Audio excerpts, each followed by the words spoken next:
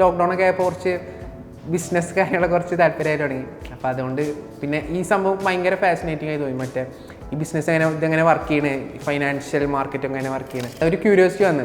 അപ്പോൾ അതിൻ്റെ ബേസിലാണ് പിന്നെ ACCA എടുത്താലോ എന്നുള്ള ഇതിൽ കുറച്ചുകൂടി ഇൻഡെപ്ത് ആയിട്ട് പഠിക്കണം എന്നുള്ള രീതിയിൽ. അപ്പോൾ അങ്ങനെയാണ് ACCAക്ക് വരുന്നത്. ഞാൻ CA എടുത്തിട്ടുണ്ടായിരുന്നു. ആ ടൈം വരെ ഒരു ഐഡിയ ഉണ്ടായിരുന്നില്ല എന്താ ചെയ്യേണ്ടതെന്ന്. പിന്നെ ACCAക്ക് ഒരു ഓപ്ഷൻ വന്നപ്പോൾ പിന്നെ എൻ്റെ ഒരു ഫ്രണ്ട് ഉണ്ട്, അവൻ ഇവിടെ പഠിച്ചിരുന്നു. അപ്പോൾ ACCAയുടെ കാര്യം എങ്ങനെയാണ്, ACCA പേപ്പേഴ്സ് എങ്ങനെയാണ്, അതൊക്കെ ഞാൻ ചോദിച്ച് മനസ്സിലാക്കിയത് ഓനോടാണ്. അപ്പോൾ ഓൻ തന്നെയാണ് സജസ്റ്റ് ചെയ്തത്. ലക്ഷ്യ ഒരു നല്ല ഇൻസ്റ്റിറ്റ്യൂട്ടാണ് എന്നുള്ള രീതിയിൽ സജസ്റ്റ് ചെയ്തത് ഓനാണ്. അപ്പോഴാണ് പിന്നെ ഓക്കെ ലക്ഷ്യയുടെ ഒപ്പം കുറേ ഇൻസ്റ്റിറ്റ്യൂട്ടുകളുണ്ടായിരുന്നു എൻ്റെ മനസ്സിൽ. ലക്ഷ്യ ഒരു ഓപ്ഷൻ ആയിട്ട് എടുക്കേണ്ട ടൈം എപ്പോഴാണെന്ന് വെച്ചാൽ ഒരു സ്കോളർഷിപ്പ് വന്നിട്ടുണ്ടായിരുന്നു.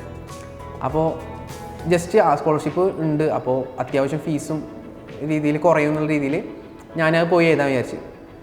അപ്പോൾ പിന്നെ എഴുതി. പിന്നെ ഞാൻ പറഞ്ഞ പോലെ CA പഠിച്ച കാരണം ആ ഒരു ബേസ് തന്നെയായിരുന്നു ഈ എക്സാമിനും ചോദിച്ചത്.